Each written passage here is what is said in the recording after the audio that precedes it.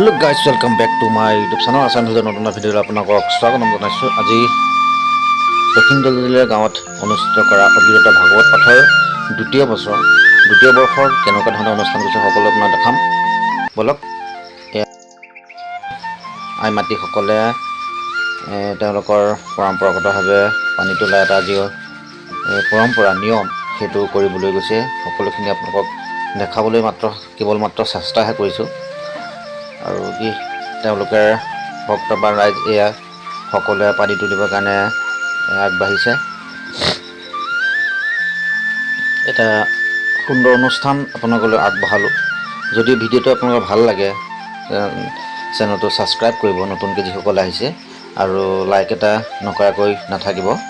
এই উদযাপন সমিতিৰ সম্পাদক মহোদয়ৰ লগত একাষাৰ কথা পাতিম বুলি তেওঁ লগ কৰিলোঁ।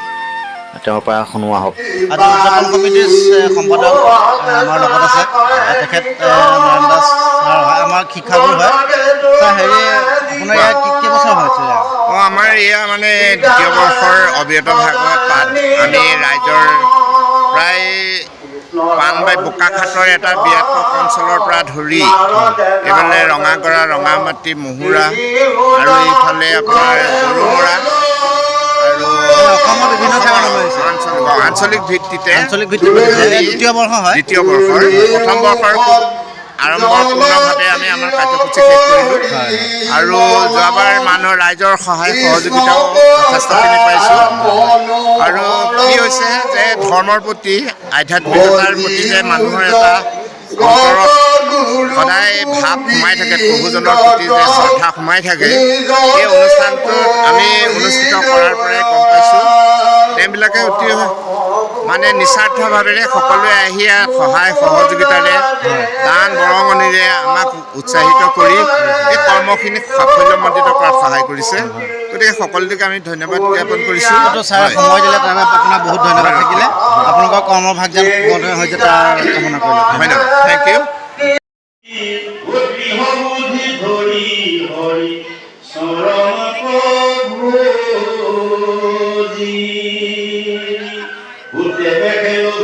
প্ৰভু দেবৰ প্ৰসাদ মিলে মহানন্দ খলে বিষয়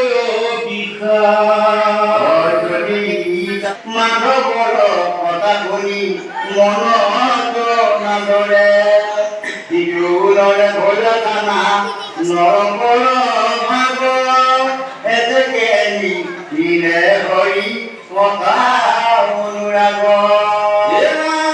শুনা কৃষ্ণ কথা পিঠা কথা পৰি হৰি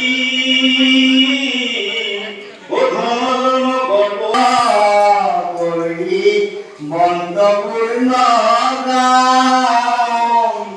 দূৰ দুখ ৰাতি বুঢ়া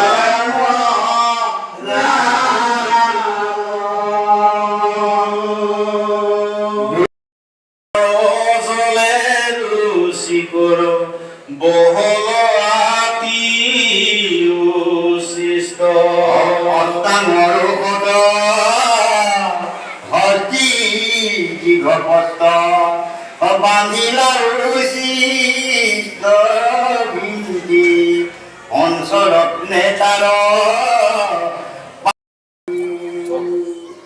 ৰাম সুন্দৰী তামোল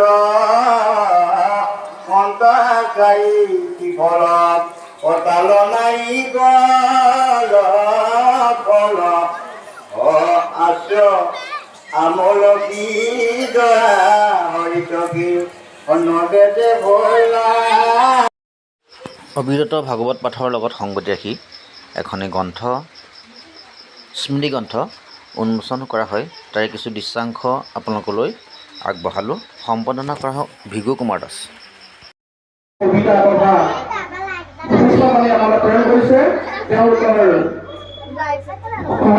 আমি আজি পবিত্ৰ সংস্কৃতি গ্ৰন্থখনি উন্মোচন কৰাৰ কথা ৰাইজৰ মাজত আমি দিবলৈ প্ৰস্তুত হৈছোঁ।